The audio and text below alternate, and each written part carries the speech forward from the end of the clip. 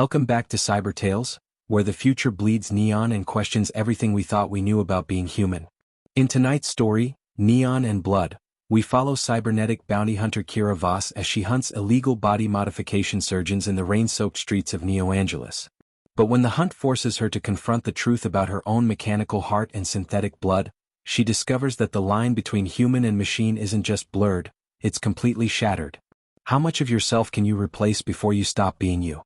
And in a world where evolution doesn't wait for permission, which side of the future will you choose?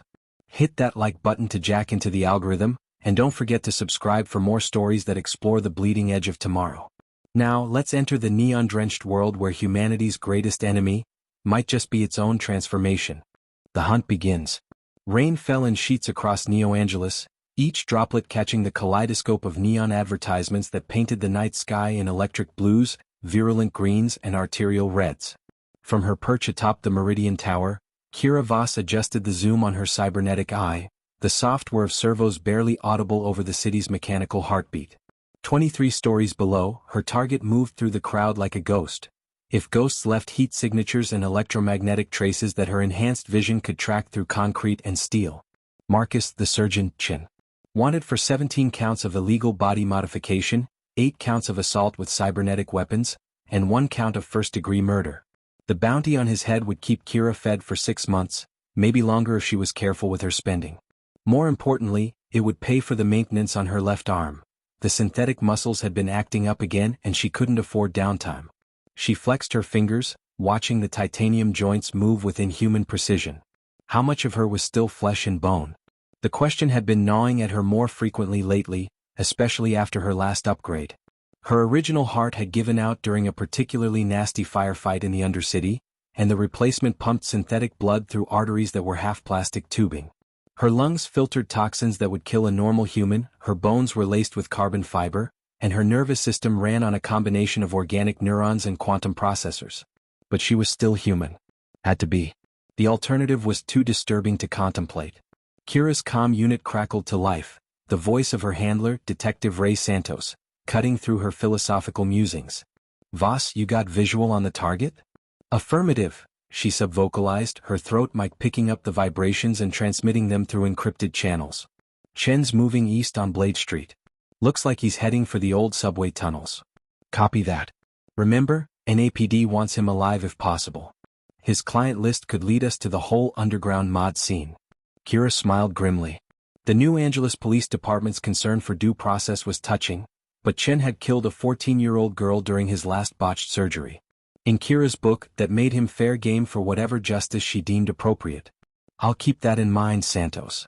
She leaped from the building, her enhanced legs absorbing the impact as she rolled across a fire escape and began her descent. Building to building, shadow to shadow, she followed Chen's electromagnetic signature through the labyrinthine streets of the entertainment district. Holographic dancers beckoned from doorways, their perfect bodies advertising pleasures that existed only in digital space. Street vendors hawked black market enhancement chips, their stalls hidden in the spaces between legitimate businesses. This was her world, a place where the line between human and machine blurred until it disappeared entirely, where people carved away pieces of their souls in exchange for superhuman abilities, where she hunted the predators who preyed on those desperate enough to risk everything for a chance at transcendence. Chen vanished into a maintenance tunnel, and Kira followed, her night vision automatically compensating for the darkness. The tunnels were a maze of ancient infrastructure and newer additions. Fiber optic cables snaked alongside rusted water pipes, and the air hummed with the electromagnetic interference of 1,000 illegal data taps. She was close now. Her prey was just ahead, and soon she would have her answers about what it meant to be human in a world that had forgotten the definition. Into the underground. The maintenance tunnel opened into a vast cavern that had once been Central Station, back when people still rode trains instead of flying cars. Now it served as the beating heart of the underground modification scene, a black market where desperate souls traded flesh for chrome, organic limitation for synthetic possibility. The irony wasn't lost on Kira as she crouched behind a rusted support beam, watching Chen navigate the bazaar of body horror. Dozens of stalls lined the old platform, each one a grotesque parody of legitimate medicine. In one corner, a teenager screamed as a backyard surgeon replaced his arms with military-grade weapons, the smell of cauterized flesh mixing with ozone and lubricants. Nearby, A woman writhed in a jury-rigged surgical chair while nanites rewrote her DNA, turning her skin into living armor. The modifications were crude, dangerous, and often fatal, but they were also cheap and untraced, invisible to the government databases that tracked every legal enhancement. Kira's own modifications had been different. Military-grade, installed by the best surgeons money could buy during her years as a corporate security operative. Every enhancement came with proper documentation, regular maintenance schedules, and compatibility guarantees. She was a walking advertisement for what the human body could become with enough credits and connections. But watching the desperate souls below her, she wondered if there was really any difference between their crude desperation and her polished perfection. They mutilated themselves for survival, she had done it for money. They sought power in a world that had left them behind, she had sought efficiency in a job that demanded inhuman reflexes. The motivations might be different, but the result was the same, humanity sacrificed on the altar of necessity. Chen had stopped at a stall near the center of the platform, speaking in hushed tones with a woman whose face was a patchwork of synthetic skin and exposed circuitry. Kira enhanced her hearing, filtering out the ambient noise of the market until she could isolate their conversation. Shipment comes in Thursday, the woman was saying. Military-grade neural interfaces, still in their original packaging. Fell off a transport convoy outside Phoenix. How many? Chen's voice carried the subtle distortion of vocal cord modifications, probably trying to avoid voice recognition software. 50 units. Enough to keep your operation running for months. Kira's enhanced heart skipped a beat. Military neural interfaces on the black market meant one thing. Someone was preparing for war. The interfaces would allow perfect control over cybernetic limbs, weapons, and sensory equipment, turning ordinary criminals into one-person armies. In the wrong hands, they could destabilize the entire city. She activated her recording equipment and settled in to wait, but Chen was already moving, heading deeper into the station toward what looked like a makeshift medical facility. Kira followed, staying to the shadows as she navigated through the crowd of the modified and the desperate. A man with silver eyes that glowed like neon tracked her movement. Enhanced vision, probably thermal imaging. A woman with arms that ended in surgical tools instead of hands smiled at her with teeth that had been replaced by diamond-edged cutting implements. This was humanity's future, she realized. Not the clean, efficient modifications of the corporate elite, but this chaotic explosion of desperate innovation. People turning themselves into living weapons, works of art, or simply into something other than what they had been. The question was whether any of them, herself included, still qualified as human. Chen disappeared through a door marked with biohazard symbols, and Kira knew her patience had run out. It was time to end this hunt, one way or another. But first, she needed to know how far down the rabbit hole of her own transformation she had fallen. And whether there was still enough of Kira Voss left inside the machine she had become to make the choices that lay ahead. The surgeon's laboratory. The biohazard door led to a medical facility that would have impressed even the corporate hospital's topside. Chen had clearly invested his profits wisely. The operating theaters were equipped with the latest surgical robotics, atmospheric processors maintained perfect sterility, and rows of growth tanks bubbled with synthesized organs and limbs. This wasn't the crude butchery of the market outside. This was precision body modification on an industrial scale. Kira moved through the facility like a phantom, her enhanced reflexes keeping her in the spaces between security sensors. Her prey had vanished deeper into the complex, but she could track his biometric signature through the electromagnetic maze of the facility's systems. She paused at an observation window overlooking the main surgical theater, and what she saw made her synthetic blood run cold. A young woman lay on the operating table, her body open like a textbook of cybernetic enhancement. Chen worked with inhuman precision, his own modifications allowing him to interface directly with the surgical robots. Mechanical arms moved in perfect synchronization with his thoughts, replacing organs with synthetic alternatives, threading fiber optic nerves through her spinal column, installing processing cores that would fundamentally alter how her brain functioned. But it was the expression on the patient's face that stopped Kira cold. The girl was awake, conscious throughout the procedure, and her eyes held the same desperate hope that Kira remembered from her own first enhancement surgery 15 years ago. The same belief that becoming more than human would somehow make her more than she was. Beautiful work, isn't it? The voice came from behind her, and Kira spun to find Chen standing in the doorway, his surgical coat splattered with blood and synthetic fluids. Up close, she could see the extent of his own modifications. His eyes had been replaced with multispectral sensors, his hands were precision instruments capable of working at the cellular level, and his skull had been opened and rebuilt to accommodate the processing power needed for his craft. "Marcus Chin," she said, her hand moving instinctively toward the pulse pistol at her hip. "You're under arrest for illegal body modification and murder." He laughed, the sound distorted by vocal processors. "Murder?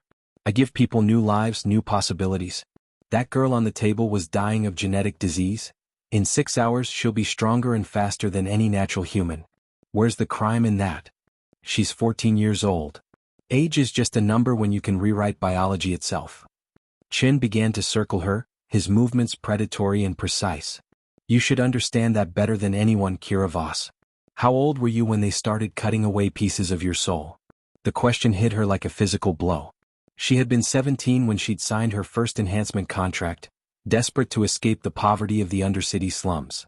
The military had offered her a way out: serve 8 years as a cybernetic operative, and they'd pay for modifications that would set her up for life. She'd thought she was trading temporary service for permanent advantages. She'd been wrong about the temporary part. "That was different," she said, but the words sounded hollow even to her. "Was it? Look at yourself, Voss. What percentage of your body is still original flesh? 20%? 10?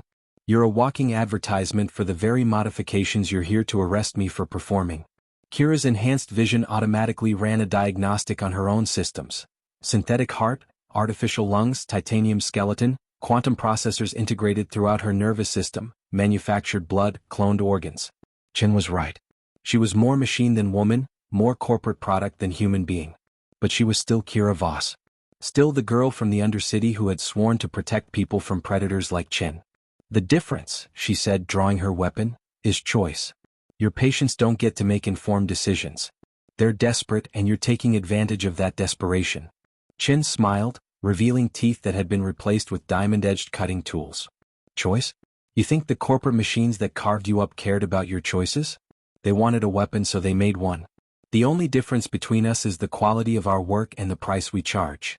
The girl on the operating table began to convulse as her new modifications came online, her enhanced nervous system struggling to integrate with the foreign technology Chin had installed. Alarms began to sound, and Kira realized that she was running out of time. Whatever Chin had done to the girl was killing her, and only he had the knowledge to save her. The hunt had become something more complicated than she'd bargained for. Mirrors and machines. The girl's convulsions intensified, her back arching as competing neural networks fought for control of her modified nervous system. Chin watched with clinical detachment, making notes on a holographic display that materialized around his hands. To him, she was just another data point in his grand experiment of human transformation. "Help her," Kira demanded, keeping her weapon trained on him while her enhanced hearing monitored the girl's failing vital signs. "Help her what? Become human again? That ship sailed the moment she walked into my clinic." Chen's multispectral eyes focused on Kira with unsettling intensity. "Besides, this is just the integration period. Her body is learning to accept its new gifts. Pain is part of the process. She's dying. She's evolving." The distinction felt meaningless as Kira watched synthetic blood foam at the girl's lips. Her enhanced empathy protocols, a modification she'd never requested but received anyway, flooded her consciousness with phantom sensations of the patient's agony. Every cybernetic enhancement came with unexpected side effects, and hers included an involuntary connection to the suffering of others. "You know what the real tragedy is, Voss?" Chin continued conversationally, as if they were discussing the weather rather than a life hanging in the balance. "You could save her. Your military-grade modifications include emergency medical protocols. Your hands are steadier than any human surgeon's, your diagnostic equipment is more advanced than anything in this facility, and your processing power could calculate the precise adjustments needed to stabilize her condition." Kira's targeting system automatically highlighted the girl's pressure points, suggested surgical interventions, and calculated probability matrices for various treatment options. Chin was right, she could save the girl. But doing so would require her to acknowledge that she was no longer human enough to feel squeamish about opening another person's body with her bare hands. "Why should I trust you?" "Because," Chin said, stepping back from the operating table, "we're the same. Two machines pretending to be human, two humans who chose to become something else. The only difference is honesty. I admit what I've become." The girl's vitals crashed, and Kira found herself moving before conscious thought could intervene. Her enhanced reflexes carried her to the operating table, her hands automatically sterilizing themselves as she assessed the damage. Neural pathways were firing chaotically, synthetic organs were rejecting their connections to organic systems, and the girl's brain was being flooded with electrical impulses that would cause permanent damage within minutes. Kira's hands moved with inhuman precision, fingers elongating into surgical implements as her hidden medical modifications activated. She'd forgotten about those capabilities, installed during her military service but never used in the field. Now they operated with mechanical efficiency, rerouting neural connections, adjusting synthetic organ settings, and gradually bringing the girl's chaotic systems into harmony. "There we go," Chen said approvingly. "Now you're being honest about what you are." The irony wasn't lost on her. In trying to stop an illegal body modification, she'd been forced to use her own illegal modifications, enhancements that exceeded her original military contract, installed without her knowledge or consent during routine maintenance procedures. She was a walking violation of the same laws she'd sworn to enforce. The girl's breathing stabilized and her enhanced eyes fluttered open, artificial irises adjusting to the surgical lighting as new visual processors came online. She looked up at Kira with gratitude and terror, seeing her reflection in her savior's inhuman features. "What am I?" the girl whispered, her voice carrying the subtle harmonics of vocal modifications. "You're whatever you choose to be," Kira said, the words coming automatically. But even as she spoke them, she wondered if choice had ever really been part of the equation. Had she chosen her enhancements, or had circumstances chosen them for her? Had this girl chosen her modifications, or had desperation made the choice inevitable? Chin clapped slowly, the sound echoing in the surgical chamber. "Beautifully done. And now you understand the real question, don't you? It's not whether we're human or machine, it's whether that distinction matters anymore. We are what we are, and what we are is magnificent." Kira looked at her hands, still covered in the girl's synthetic blood, still extended into surgical configurations that no human anatomy could achieve. She was magnificent, she realized. Also monstrous. The two states weren't mutually exclusive. The hunt was far from over, but the nature of the prey had changed. She wasn't just chasing Marcus Chen anymore. She was chasing the truth about what she'd become, and what that meant for her future in a world where humanity itself was becoming an obsolete concept. The price of perfection.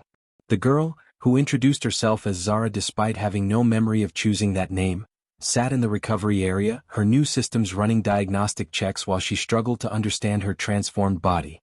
Kira watched from across the room, still keeping Chin in her peripheral vision while wrestling with the implications of what she'd discovered about her own modifications.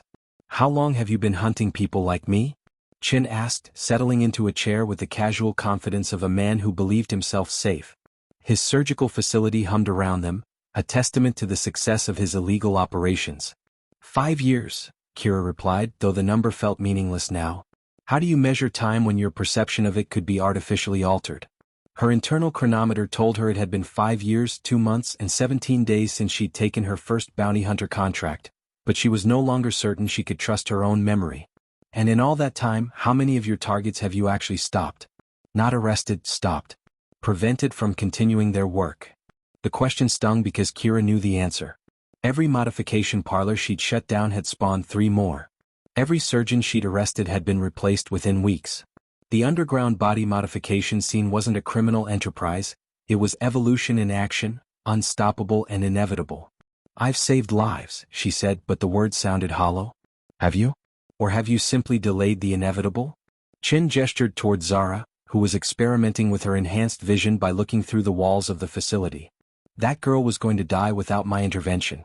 The genetic disease was accelerating and she had maybe 6 months left. Now she's functionally immortal. Her new organs don't age, her enhanced immune system can fight off anything, and her processing power gives her capabilities that would have seemed godlike to our grandparents." Kira's own enhanced systems ran constant diagnostics, monitoring for wear and tear that could lead to catastrophic failure. She'd been functionally immortal for years, though she'd never thought of it in those terms. Death was still possible, she could be shot, blown up, or suffer catastrophic system failure, but aging, disease, and most forms of injury were no longer threats to her existence. "What's your point, Chin?" "My point is that you're not hunting criminals, you're fighting evolution itself. And evolution always wins." Zara stood up, her movements already showing the fluid grace of perfect cybernetic integration. In less than an hour, she'd gone from a dying teenager to a being that represented the next step in human development. The transformation should have been horrifying, but watching her discover her new capabilities filled Kira with something that might have been pride if she'd still been capable of such purely human emotions. "I need to know something," Kira said, turning her full attention to Chen. "My modifications, the medical protocols I just used to save her. They're not in my original contract." Chen smiled, and Kira realized he'd been waiting for this question. Of course they're not. Corporate security operatives don't need surgical capabilities. Those were added later during routine maintenance. Someone wanted you to be more than just a weapon. Who? Does it matter? You've been modified without your knowledge, turned into something beyond your original specifications, and set loose to hunt people who are guilty of the same crimes committed against you. The only difference is that your unauthorized modifications were performed by licensed technicians in sterile facilities. Kira's enhanced memory began retrieving files she hadn't accessed in years. Maintenance records, diagnostic reports, upgrade authorizations that she'd never read carefully.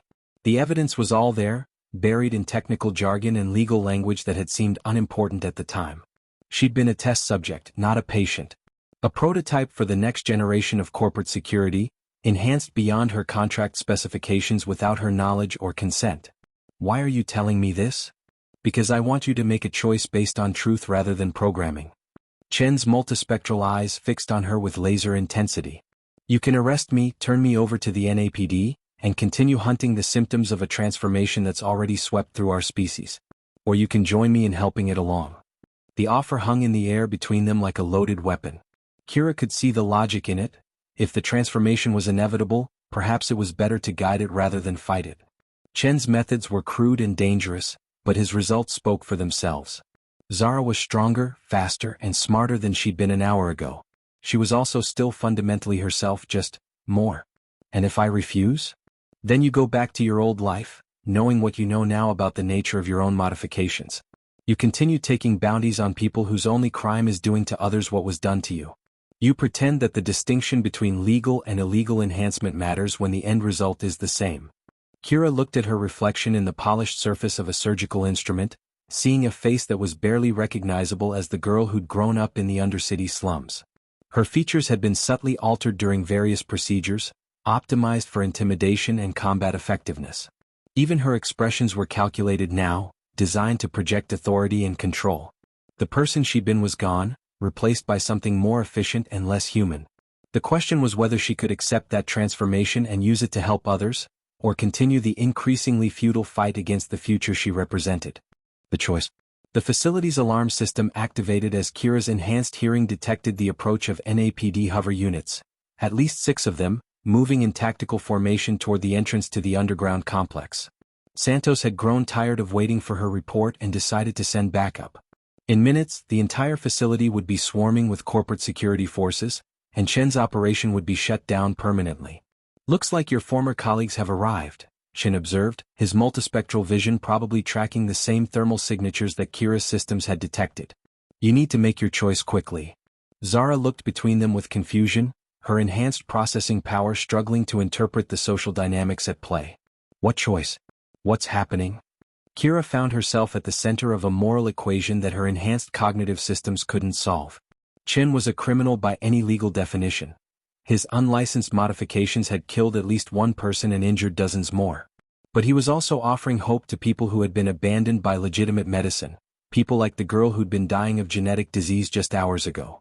The NAPD forces would arrest Chen, shut down his operation, and add another meaningless victory to their statistics on illegal body modification. Meanwhile, the demand for his services would remain unchanged, and someone else would step in to fill the void he left behind. The cycle would continue, growing more violent and desperate with each iteration. "I can't let them arrest you," Kira said finally, the words surprising her even as she spoke them. Chen's expression remained neutral, but she could see satisfaction in the subtle adjustments of his posture. "Why not?" "Because you're right about one thing, this transformation is inevitable. If we can't stop it, maybe we can guide it." She gestured toward Zara, who was now experimenting with her enhanced strength by easily lifting equipment that should have required mechanical assistance. "But your methods are too dangerous. Too many people are dying. Then help me improve them." The offer was simple and terrifying. Join forces with a wanted criminal to advance the cause of human enhancement, or maintain her allegiance to a system that was fighting a losing battle against evolution itself. Either choice would fundamentally alter who she was and what she represented.